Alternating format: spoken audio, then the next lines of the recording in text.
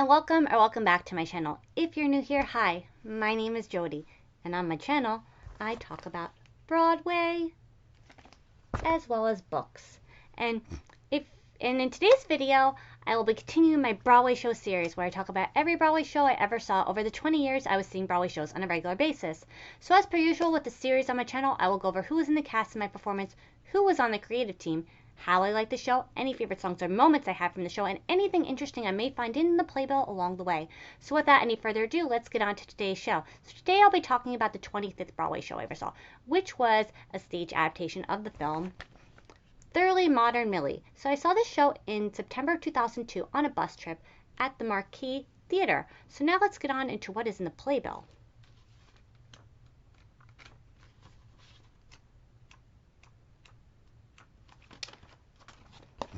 So this is a page that lists everyone involved in Thoroughly Modern Millie on Broadway as far as the creative team. And oh wait, it has the cast list there.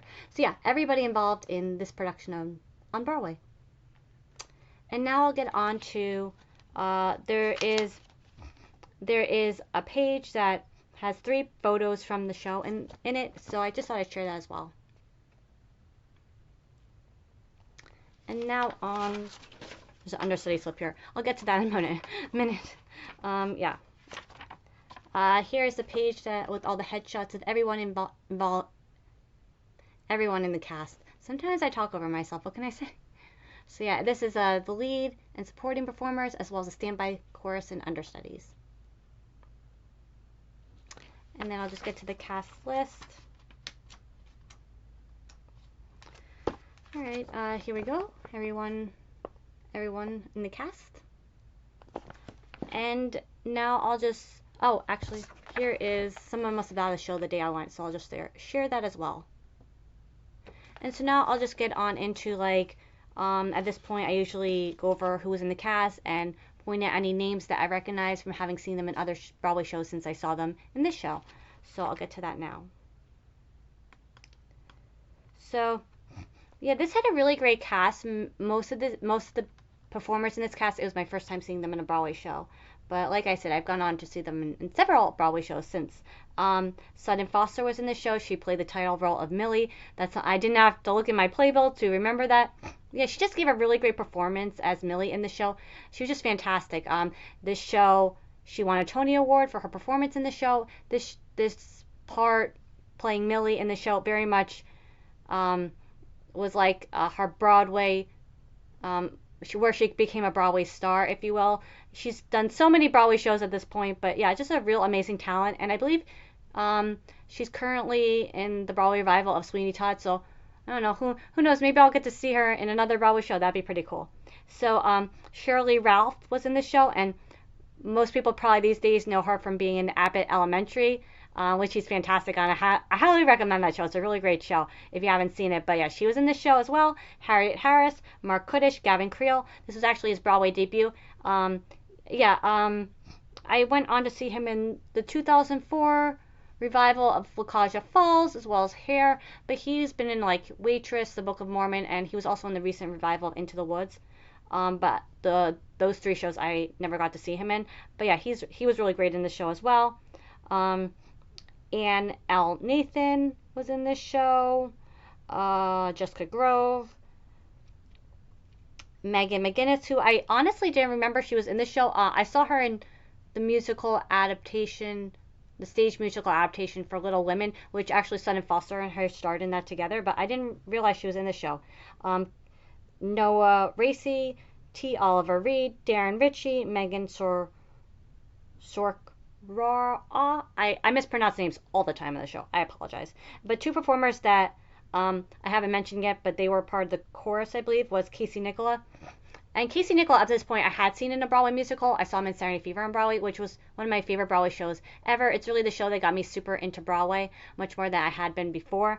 And yeah, these days, most people know Casey Nicola as being a Broadway choreographer and director of really great Broadway musicals such as Mean Girls, The Book of Mormon, The Prom, and I think he did Some Like It Hot as well. But yeah, he was an actor in Broadway musicals or Broadway shows as well before he went on to be a choreographer and director. So, bit of a Broadway fun fact if you didn't know that. And the performer who this was actually his Broadway debut, and I saved him for last to mention because he's one of my favorite Broadway performers ever. But yeah, this was his Broadway debut. He was part of the chorus. He understudied for Gavin Creel and Mark Kudish in this show. But Cheyenne Jackson, he's one of my favorite Broadway performers ever.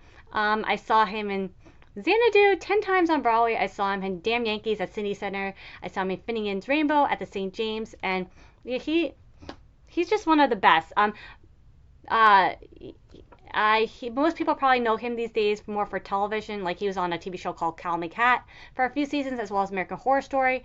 He's done other movies and television as well. But yeah, he's just such an amazing talent, and I just love Xanadu. And anytime anyone is in one of my favorite shows, I'm gonna talk about it and talk about it and talk about it. And yeah, he was. I just love Xanadu. But yeah, he's an amazing talent, and I met him at the stage door so many times, and he's such a nice guy as well, and it's so amazing to see him be so successful in his career. And yeah, I just thought I'd talk a little bit about that too. So okay, so now on to the creative team. This had a really great creative team. It was my first time seeing many of these creative team members put together a show, if you will. But since then, I've seen them work on several other shows since. I'll just start off with the music and lyrics. Janine Tesori wrote new music for the show, as well as new lyrics were written for the show by Dick Scallon. Yeah, Janine Tesori, she's been a part of so many Broadway musicals. She wrote the score for Fun Home, as well as, I believe, Kimberly Kimbo. I haven't seen that, so I can't say how it is, but, I really love Fun Home. And she also did a musical called Violet as well. And then, let's see, who else I recognize. Martin, I'm probably going to mispronounce this last name wrong. I'm sorry. Martin Pekle Dinaz. He did the costume design. I believe he won a Tony Award for his costume design in this show, and I'll get to that in a minute because the costumes were absolutely fantastic in the show. Rob Asher did the choreography, and Rob Asher was also the choreographer for one of my favorite Broadway shows, The Wedding Singer, and then Michael Mayer directed the production. So yeah, really great creative team. I went on to see, like I said, so many of these talents work on other shows, and yeah. So now for how I like the show. I really like Thoroughly Modern Millie. I wouldn't call it like one of my favorite shows of all time, but I really like the show. I had a fantastic time at it. I really enjoyed the show, and it's one of those shows that a lot of time has gone by, so I don't remember absolutely everything from it, a lot of the details, but I remember I liked the show, and sometimes when that much time has gone by, that's enough for me. But yeah, the story is basically about a young woman named Millie. I think she's like in her early 20s or so, and she moved to New York City from, I believe, the Midwest, somewhere in the Midwest, and she's just looking for a fresh start. Like, she's looking for like that chance to like start her life, if you will. And I love those kind of stories where someone takes that risk and leaves everything they know behind to start over again. And because I myself am too much of a coward to do that myself, but so I always admire someone when they do that in a story. But yeah, it was a really great story, and like I said, it's also very much a love story.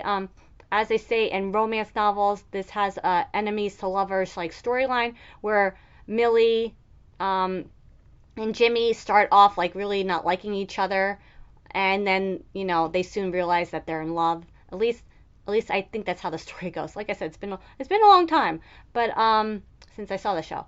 But from what I remember, I really remember Sutton Foster's performance. Like I said, she just gave an absolutely fantastic performance, very memorable performance. She won a Tony Award for her performance. I don't know if I mentioned that before. Maybe I did. Maybe I didn't. But she, won a Tony Award for her performance. And after seeing the show, I wasn't at all surprised because she was fantastic in the show. And then I also really liked Gavin Creel and her in the show together. They work so well with one another, and that's another part of the show that I really liked as well. And as far as the other things in the show that I remember like pretty clearly, that I know I remember that I liked, the costumes. I love the costumes. This show won a Tony Award for its costume design, and it's not at all surprising once you saw the show to see why. The costumes were just beautiful. They were lovely. They were energetic. They were bold. They were lively. They were just so beautiful. And in honor of Millie's iconic red dress that she wears in the show, thought I wear thought I wear a red shirt. But yeah, I just love the costumes. Even to this day, I just remember them being so fantastic and wonderful and beautiful. And as far as the score, I'll get to the musical numbers now. It's not a score. I unfortunately don't remember most of all the songs in the show. The only song I do remember is when Millie sings Gimme Gimme. I believe she's wearing that iconic red dress. So that I remember, and I just remember Sutton Foster being so amazing in that number. But I don't remember any of the other songs in it. Usually for me, if I like a show, but it's not an all-time favorite, my memory tends to slip a bit, when I look back on my time talking about these shows. That just happens sometimes. My all-time favorite shows, I usually remember everything, but if it's a show I liked, but, it's not a favorite in that aspect, I just forget a lot. What can I say? It has been a long time since I've seen the show. But, so here are the musical numbers for Act 1. I did re-listen to Forget About the Boy, which I believe is in, let's see if it's in Act 1 or 2, which is in Act 2. And this has all the numbers for Act 1 and Act 2 as well. And that I really like that song as well, but those are only, I remember Gimme Gimme, like I just remember that song, and Forget About the Boy I recently listened to again. And yeah, I like that song. I'm sure it's a score if I re-listened to the whole cast album I would really like again, or really like. But yeah, I just, what can I say? A lot of time has gone by.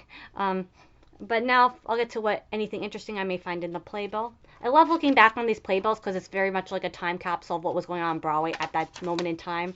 Yeah. So, like I said, I saw the show in September of 2002 as listed in the playbill. And let's get to some of the fun things. Okay, so for those of you out there who are bookworms and like to read a lot, obviously you heard of the Pulitzer Prize for novels as well. But in case you didn't know, sometimes the Pulitzer they give to drama shows on Broadway, plays and such. And here is listed a few of the plays. I always wanted to see Mary Louise Parker and the original cast in Proof on Broadway. I eventually went on to see Proof, a regional production of it, so I did get to see I did get to see the show in some way, but I always wanted to see it on Broadway with that cast. And I didn't actually know it won the Pulitzer Prize for Best Drama. And there's a picture right there, Mary Louise Parker and Ben Shankman. Got Angels in America here, and I think the other shows are, I don't know what the other shows are. Oh wait, this Wit. I've heard of that show. I don't. It's a sad show, I think. Yeah, I haven't seen any of these shows on stage, so I'll just move on now to anything interesting in the playbill afterwards.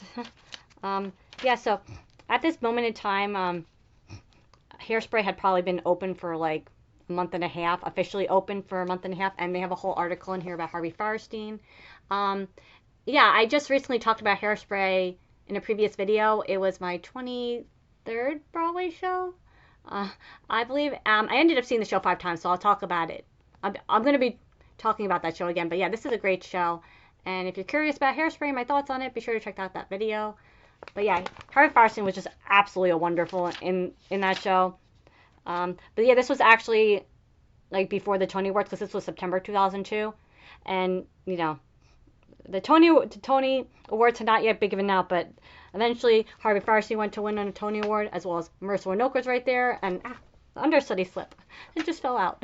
Yeah, Dick Latessa and Harvey Fierstein as well. They all won Tony Awards. The show won Tony Award, and this had a whole article about Hairspray and Harvey Fierstein, and just a great show. I love that show. Anything else? Let's see. Oh, at this moment in time, there was a Broadway revival of Frankie and Johnny in the Clair de Lune that was playing at the Blasco Theater. It starred Edie Falco and Stanley Tucci, and I didn't realize, or maybe I did realize at the time, but Joe Mantello had directed this production. Although at this moment in time, I don't think I knew who Joe Mantello was. I hadn't seen any Broadway shows that he had directed. Yeah, because this was before Wicked. Yeah, so yeah, but that was super cool to learn, because like I didn't know that. But here's a whole article in here about that show. Or I think this article is more about Edie Falco and her being in the show, more or less about the play, perhaps. But yeah, Edie Falco is just like one of the best performers ever. She's just so. I actually did get to eventually see her in a Broadway show. I saw her in The House of Blues, that starred Ben Stiller as well. That played at the Walter Kerr, and I want to say it was 2013 or 2012. But yeah, I'll get to that. That's so far along the series now because we're only on 2002. But yeah, she's just amazing. But and then there was also an article in here about Tom Wopat. At this moment in time, he was starring in the Broadway revival of 42nd Street, which I did get to see. And I had mentioned did make a video for that in the series on my channel. But that's kind of it for what's interesting in the playbill. I normally at this moment share what the next Broadway show I'm going to talk about is, but I don't believe it's listed in the listings, which is a bit disappointing. But yeah, the next show I'll be talking about is my 26th Broadway show, which was The Lion King on Broadway, and I can't wait to talk about it. So if you made it to this point of this video where I talked about my 25th Broadway show, which was Thoroughly Modern Millie, I thank you so very much. And thank you so very much for continuing to watch this Broadway show series of mine where I look back on all the shows that I got to see over the years. So, as always, thank you so very much for watching, and until next time, bye.